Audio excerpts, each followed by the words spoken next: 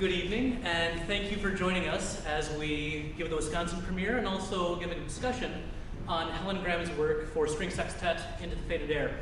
Apologies with some technical difficulties. One of the projectors was just installed, had a little bit of hiccup, but our illustrations will be visible over there. Just to discuss a little bit about the format of the lecture recital this evening. We will start with a performance of the piece in its entirety. After that performance, I will give a presentation, and during my presentation, we will be giving musical examples where we will have excerpts played by the ensemble. After that, we will again play the piece in its entirety, which will be followed by a question and answer session. I ask that due to this format, I please ask that you hold applause until the piece is performed in its entirety after the presentation.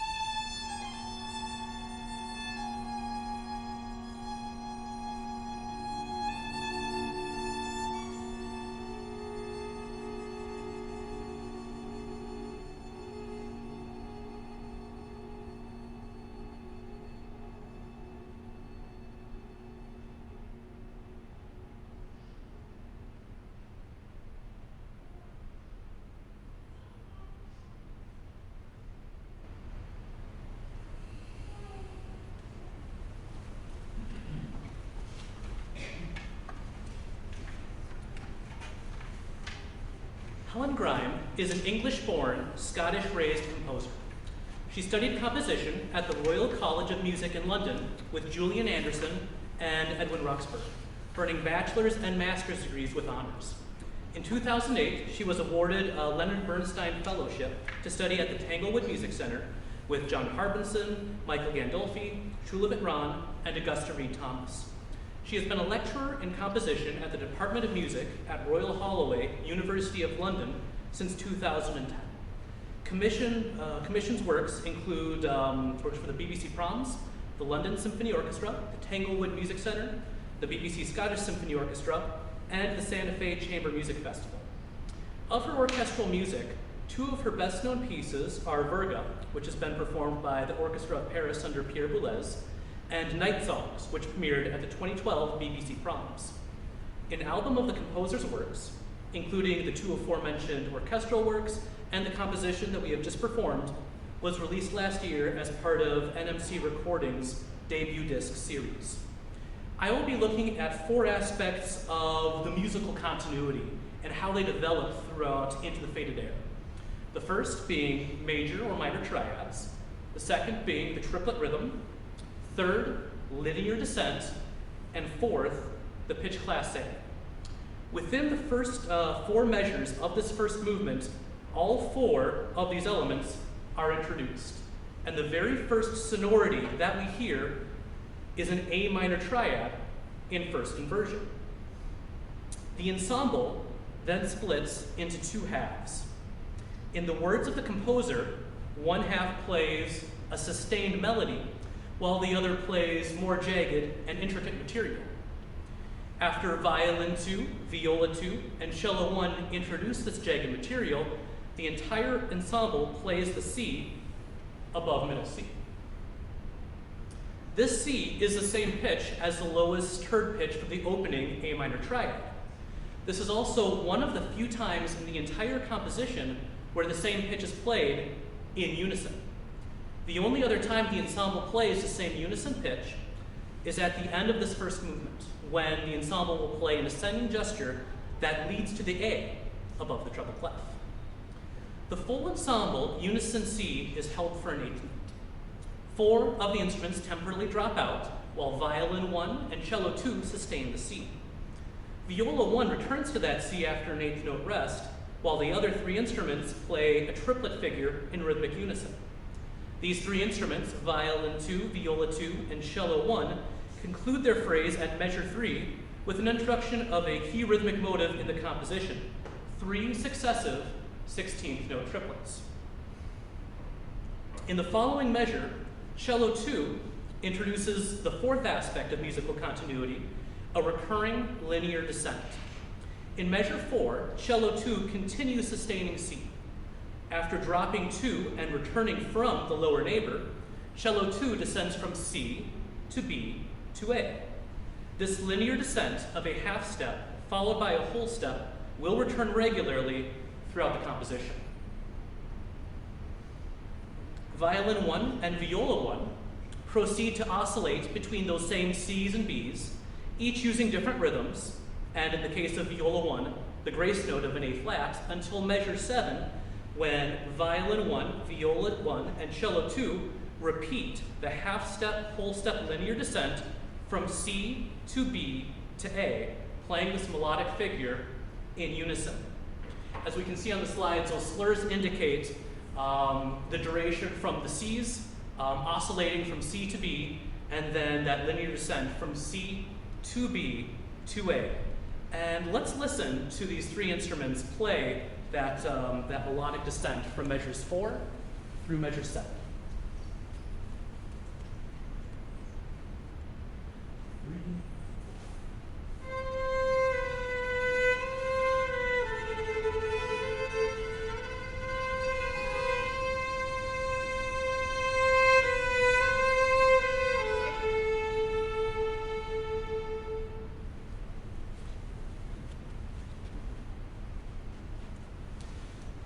Essentially, in the beginning of the composition, these four main elements work in tandem to introduce the piece. The triad is rooted on pitch class A as the piece begins. the entire ensemble plays C, the lowest sounding pitch of this chord, and after 3 16th note triplets, the linear descent moves from C to B to A. After violin 1, viola 1, and cello 2 arrive at A at the end of measure 7, they each play another instance of the half-step, whole-step linear descent from A to G sharp to F sharp. Each of these instruments plays the descent in a different rhythm. Before the descent, viola 1 and cello 2 drop to and return from the lower neighbor, and violin 1 and viola 1 briefly drop to F, which lasts only for the duration of the 32nd note. But the majority of the span consists of A, G, and F sharp, that half-step, whole-step linear descent. These three instruments continue to descend, primarily by half-step, beyond the F sharp to an A, an octave below the A which began this descent. Meanwhile, during these descents, the other half of the ensemble, violin 2, viola 2, and cello 1, play successive 16th note triplet figures that the composer describes as jagged and intricate. Initially, there were only 3 or 4 consecutive 16th note triplets at a time. But by measure 13, however, halfway through the melodic half of the ensemble's descent from A to A, the rhythmic half begins stringing together successive groupings of 16th note triplets. By measure 21, the prevalence of the 16th note triplets has extended into both halves of the ensemble. In all 6 of the instruments, the triplets race towards a sonority at the beginning of measure 23.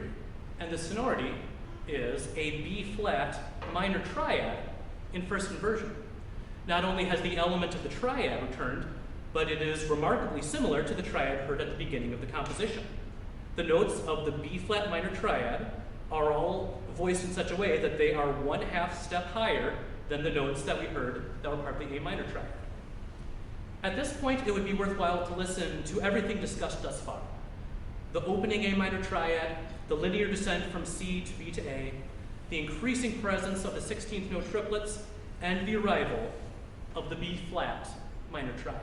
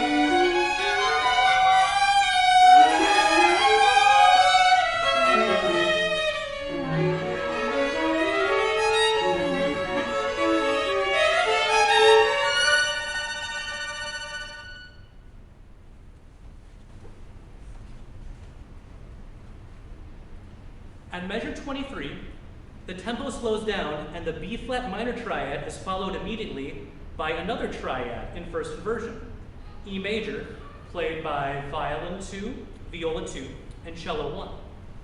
Shortly after the appearance of these two triads, cello 1 sustains 2 notes for a comparatively long duration, the low open C string and the E below middle C, essentially a major third of a C and E. Now this C and E is a portion or a component of the triad. In violin 2, in measures 26 and 27, violin 2 plays 2 half-step, whole-step linear descents from B-flat to A to G. Given the triads that we've heard so far, one could think of the C and E in the cello combined with the descent to G in the violin being another instance of the triad. I would prefer, however, or rather propose that we think of it as that after we've heard 2 first inversions, the cello is sustaining a portion or component of the triad, not necessarily the triad itself. In this case, it's a major third. When we look at the third and fourth movements, I will be exploring the idea of additional melodic and harmonic material formed from components of the triad. Let's listen to the slower section comprised of the two first inversion triads, followed by the long sustained component of the triad.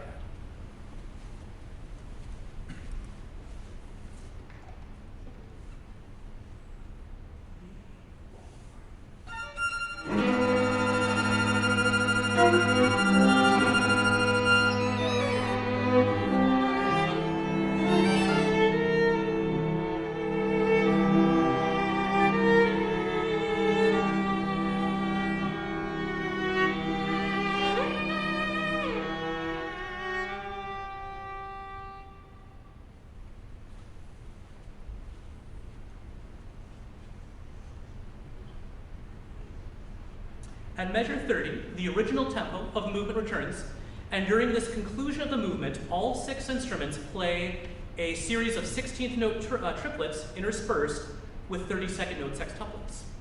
At the beginning of the composition, I discussed how the ensemble played unison C, one of the few times in the piece that the ensemble plays the same pitch.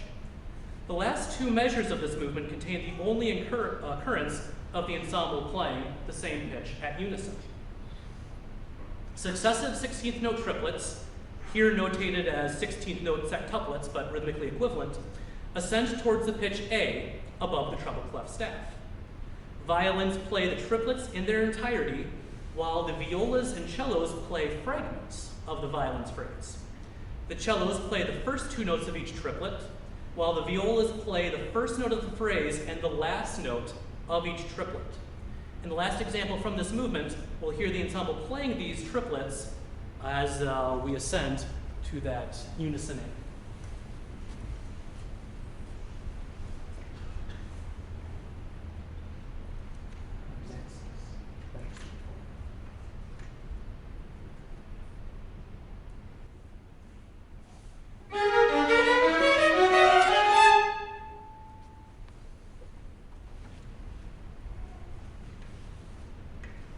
The second movement begins similarly to the first in that all 4 of the musical elements, triads, triplets, linear descent, and pitch class A, are heard within the opening measures.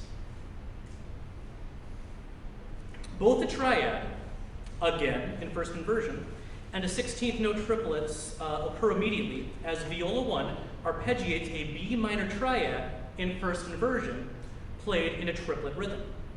The 16th note triplets, rather than being something that propels the music forward as we saw in the previous movement, now shape the melody. Viola 2 repeats this melodic outline of a first inversion, B minor triad, albeit with slightly different rhythmic values. Instead of 16th note triplets, the triad by viola 2 is outlined with 3 16th notes beginning on a weaker beat. After the first inversion triads, viola 1 plays a high A, the same pitch that concluded the previous movement. The rest of the ensemble enters, and the melodic material of the violins and violas includes, as each of their highest pitches, a sustaining of the same high A, with violin 1 accenting the A through crescendos into its forzando. After the forzando, violin 1 plays the half step, whole step, linear descent, oscillating between A and G sharp before descending from A to G sharp to F sharp. Let's hear what this opening sounds like as all 4 musical elements introduce the movement.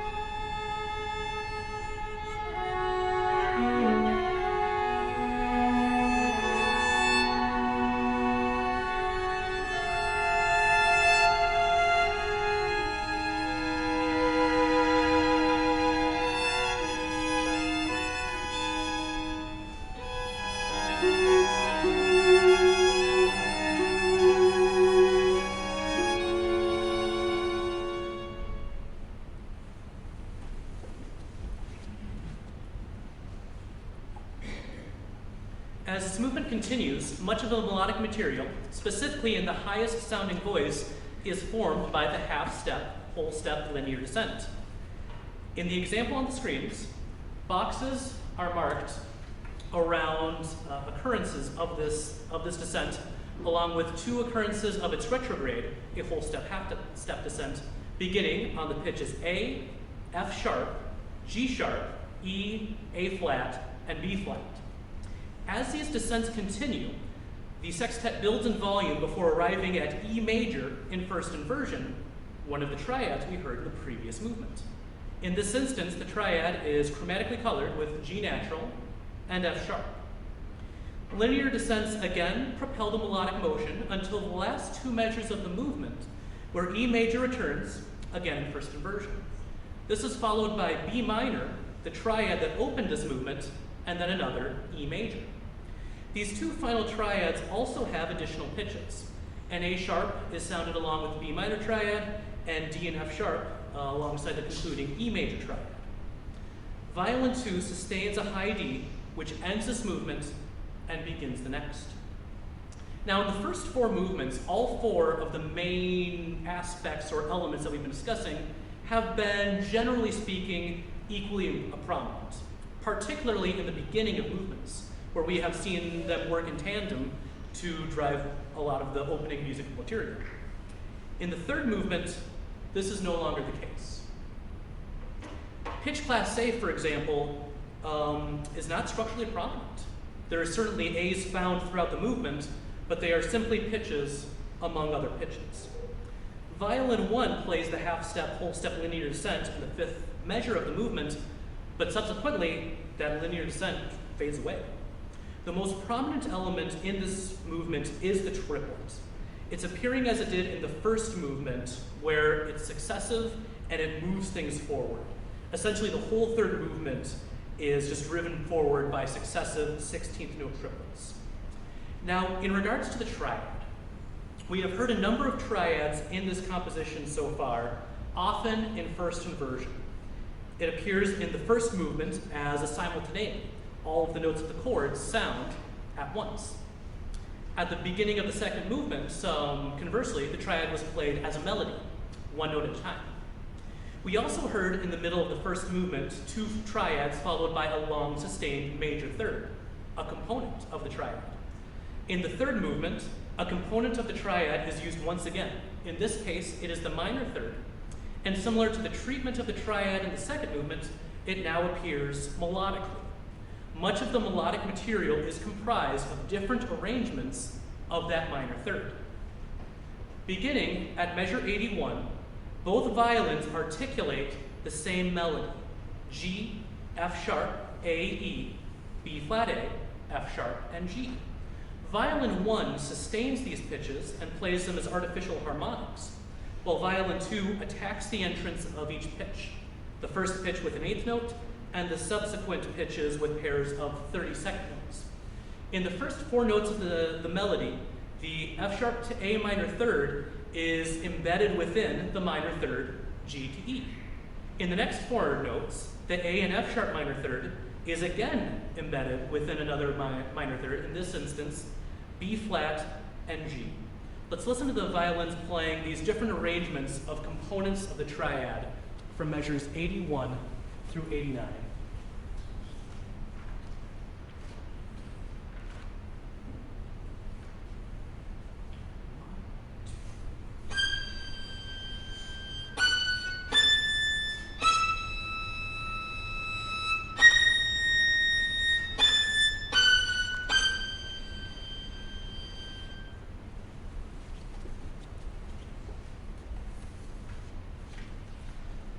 There are other instances where this occurs.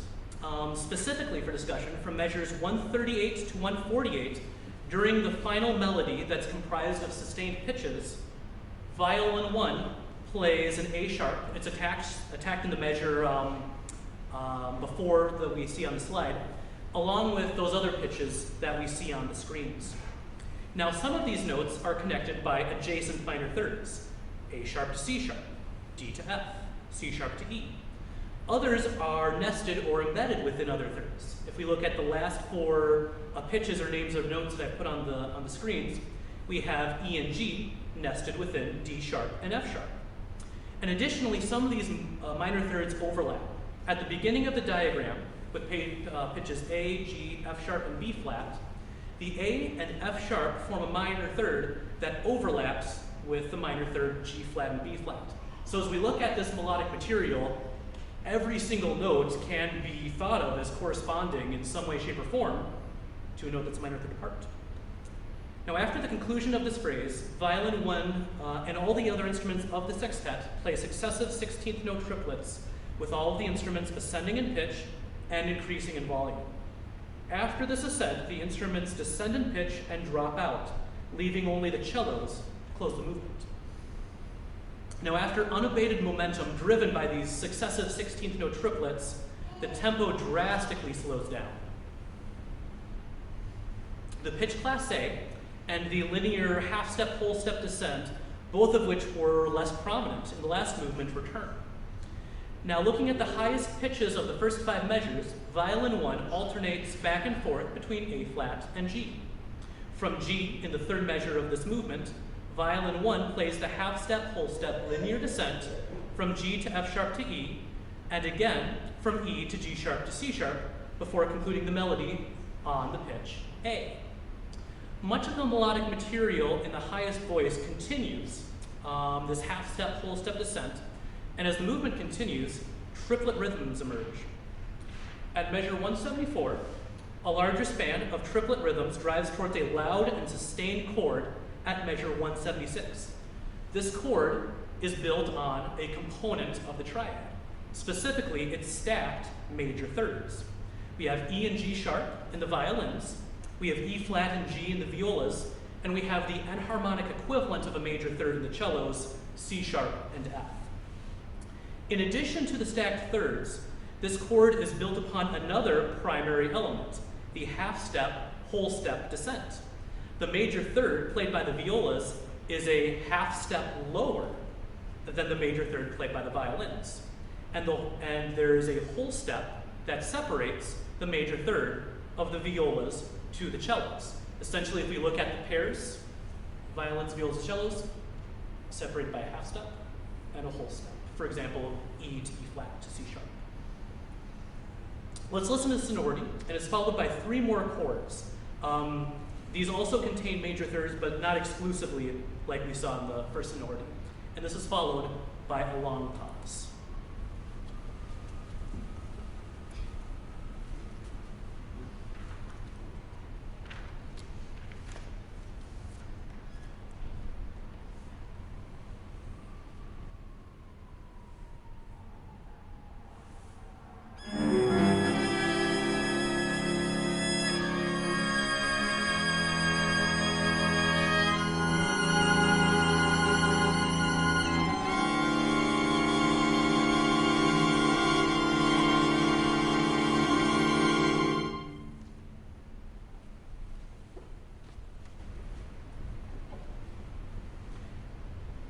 After this long pause, much of the melodic material consists of the half-step, whole-step descent, including a final descent by violin 1 towards pitch class A. Violin 1 sustains this A, and it becomes the highest pitch of a sonority that includes, as part of it, a D major triad. The only 2 pitches in the sonority that are not part of a D major triad are B flat by cello 2 and G sharp by violin 2. And both of these pitches that don't fit into a D major chord are a half step away from that pitch class A. And let's listen to that final sonority.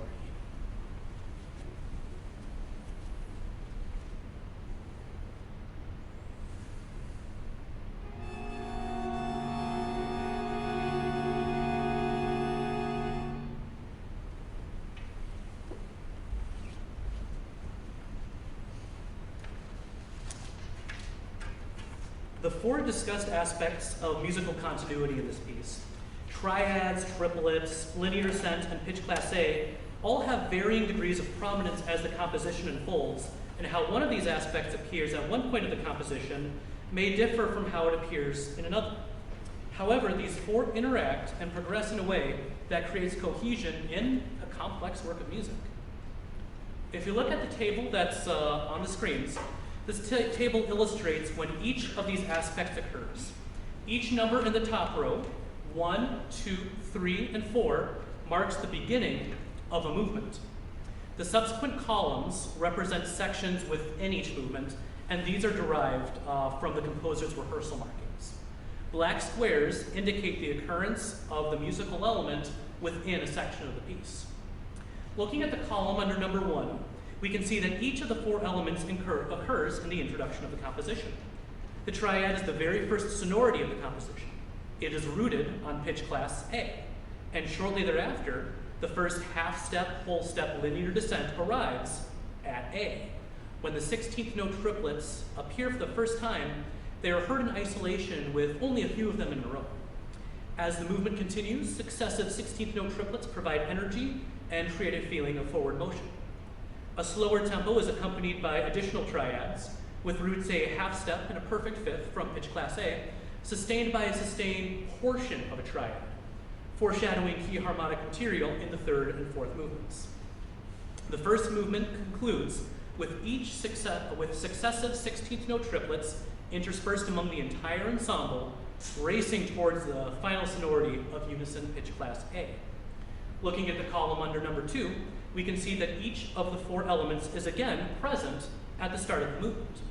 The triad and triplet combine to create a melody that recurs in the movement, while pitch class A sounds prominently among the violins and violas before it descends by half step and then whole step. Much of the melodic material consists of various transpositions of the half step, whole step descent before arriving at B minor and E major triads near the end of the movement. The successive 16th note triplets take over and propel the third movement, while melodies consisting of sustained notes are formed by different arrangements of a component of the triad. The prominence of the linear descent and pitch class A, both absent in the third movement, return right away in the fourth movement as the half-step, whole-step descent arrives at A.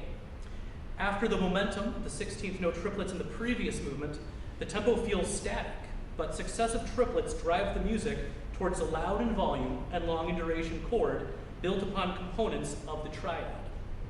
Finally, half-step, whole-step descents bring the composition to its conclusion with pitch class A as the highest pitch of a sonority containing a D major triad, along with both of the pitches, which are a half step from A. And this sustains until the chord dies away. We'll now play Into the Faded Air again in its entirety, and after this performance, I will take questions from the audience.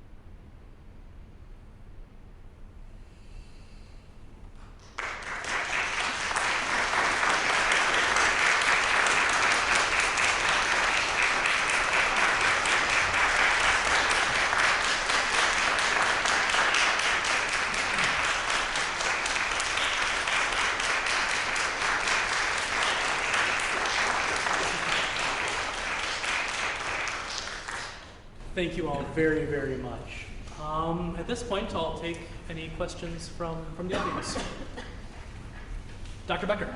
Yes, I was just wondering, has your group heard the lecture before, or was this the first time you heard the analysis? This was the very first time.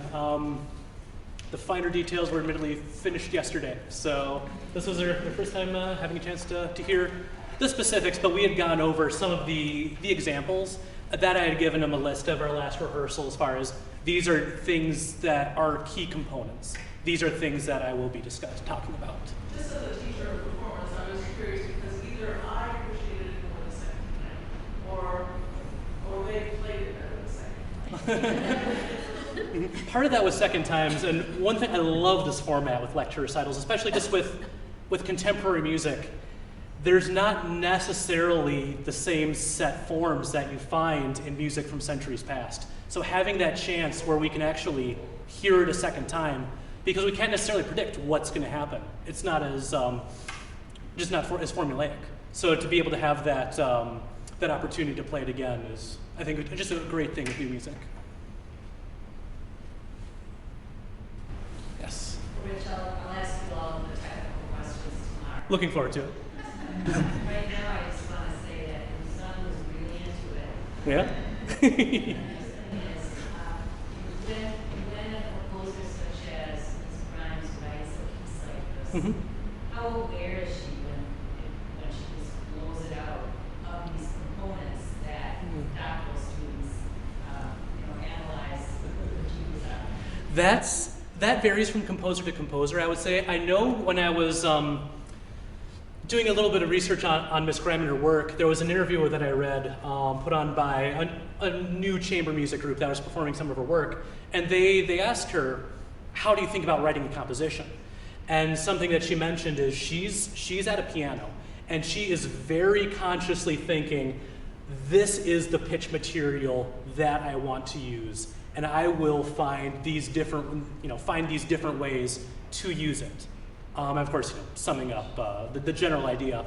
But I would say in this composer's perspective, she may not see the piece exactly like I've described it, but I would say she's very, very conscious of how she's using pitch material. And so when you came at the piece, you analyzed it and you found these four That is correct. elements. So Yeah. you found those as you studied. Yeah, I started, I think actually back in February, just little by little, just finding new things, new ideas that kept coming across, new patterns. Part of it to get a little geeked out, just kind of outlining on some manuscript, what the highest pitch along with the lowest pitch as they're always occurring, and just seeing what sort of patterns we've had. And I'm myself, just because I love writing diatonic music with triads and tonics. And when I first saw the triads, I thought, well, that's very interesting because it's a non-diatonic piece. And to open a piece like that, and as I kept looking it through and just kind of finding more of these things, it's just kind of little by little you kind of keep finding things. Yeah. Putting aside your technical analysis as a layperson, what is it as a layperson that might take away from what I've heard today? Just the piece of music. Yeah, I would say just as a layperson, just kind of knowing that this is well-organized material. To a lot of lay people, contemporary chamber music sounds very foreign, very chaotic. And this is at least an example of a very, and I'm not saying that they are, I'm just saying that that's how they can come across and how they can sound. So this is just an example of how something that may not exactly be easy to grasp, but just kind of being able to follow along and know that there is some logic and actually kind of getting an idea of how the piece unfolds, what that logic may look like. Professor Blasius? Well, when we talk about continuity, I guess I'm thinking of something a little bit different. Yeah. When certainly writing for a sextet, strings, that sort of thing, a quartet, is something quite different than writing for the piano or the like. And when I was listening to this piece, I was thinking, you listen to some of those Shermer quartets, and he's kind of desperate to make them work like he knows that quartets have to work. So you have to have one voice that comes out and then other voices that accompany. He doesn't have the sort of tonal resources to make that work, so he has to be kind of heavy-handed and say, well, here's the Hauptstimme and here's that. But he gets pretty good at figuring out the gestures. And this piece is Well, and that's sort of one way of figuring out how to tricky things you can do with the ensemble. Yeah. Is there enough stimulus, that sort of thing. Another way is, modern composers would treat it as just a, one big instrument with 24 strings. Yes. Well, you know how that can be if you're doing this sort of vagrant thing where everybody's, plucking their little individual notes. Yeah. You could imagine a sort of super instrument as just one instrument. When you were working on this piece, did were there places when you were reading through it that you said, wait, like you were doing with the string quartet, you guys got to be a little bit louder, you guys have to kind of back off in the distance, or to what extent is there a sort of interpretive leeway? Yeah.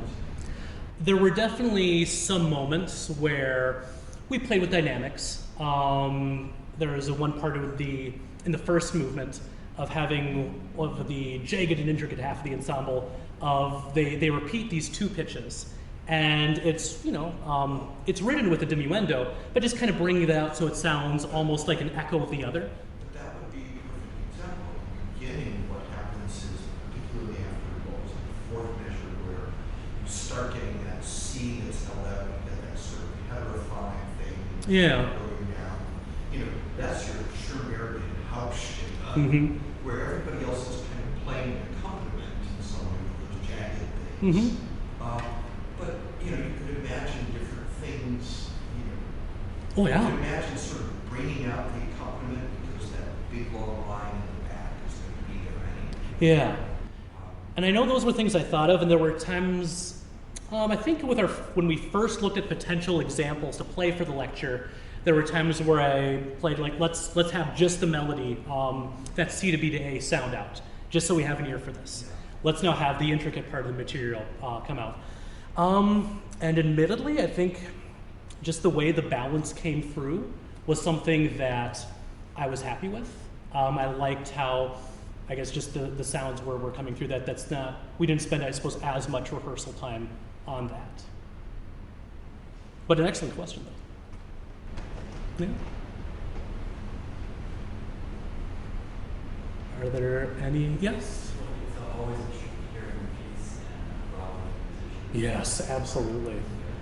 Can we just have another round of applause for these guys?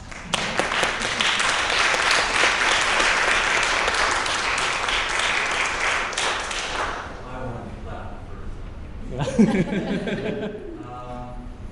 So if I understand you correctly, you're hearing these triads calling that, and you're dropping into a piece that's basically non-diatonic. Yeah. So I'm okay with that. Mhm. The question that comes to my mind is there some kind of syntax or a narrative you got? When you gave us the presentation, you were using these triads as signposts. Yes. And moving forward from that. Mm-hmm. So my question is there any kind of syntax that's governing this particular succession of signs? Or Yeah. There was nothing, and I definitely tried to find relations from the triads.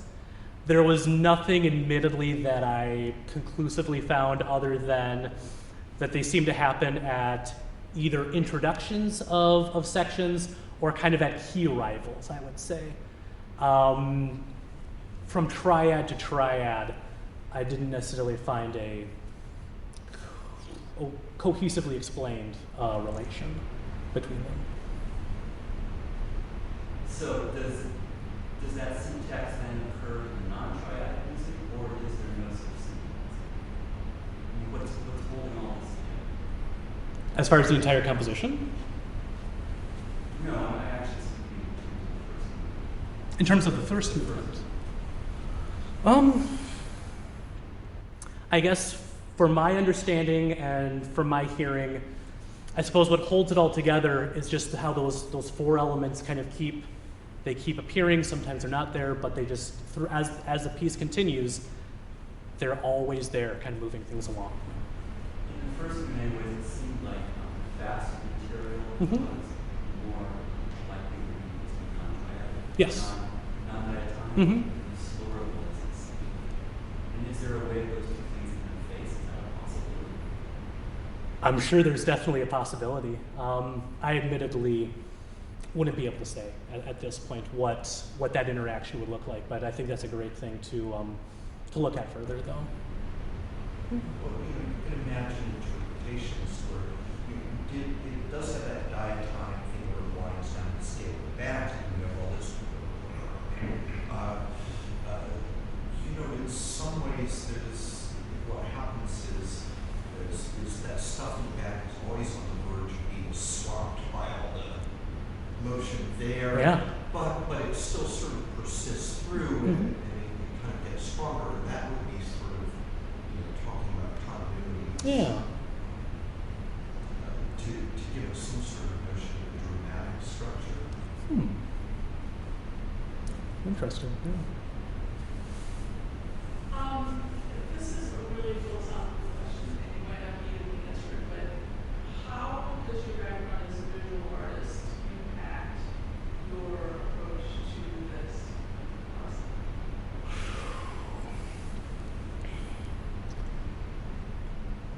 Speaking first as a composer, I remember, so for a little bit of background information, Dr. Juanita Becker was my undergraduate advisor where I majored.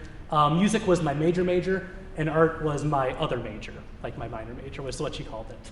So music being the main one, but art, was definitely something that I was interested in.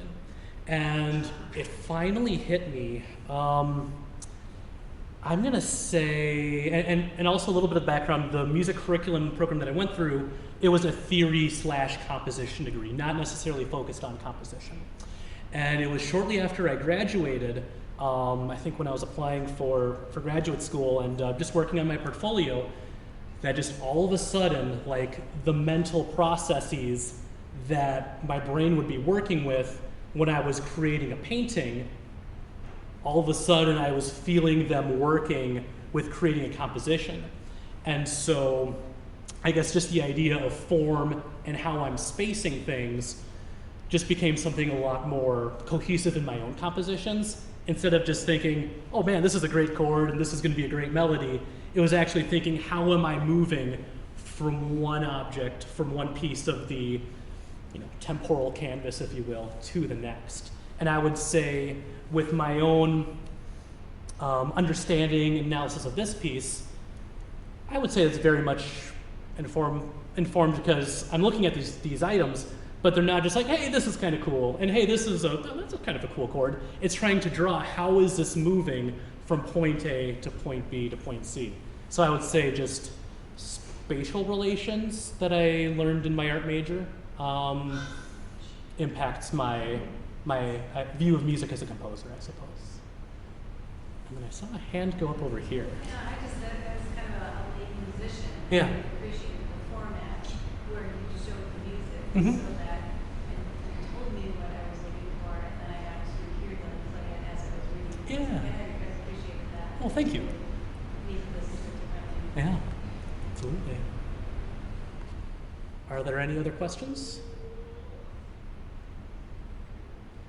Ready.